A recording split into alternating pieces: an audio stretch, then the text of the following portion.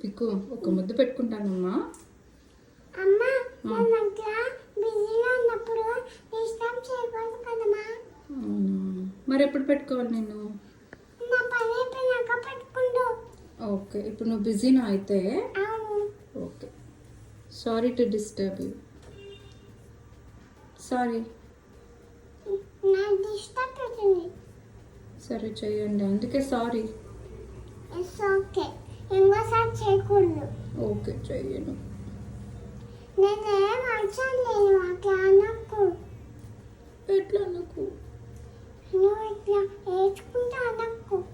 నన్ను కిష పెట్టుకుని లేక అందుకే ఏడుస్తున్నా. నేను ఇప్పుడు ఏమన్నా తెలుసా? తెలీదు, చెప్పు. ఇప్పుడు నేను బిజీలో ఉన్నా. ఓకే. బిజీలో ఉన్నాను.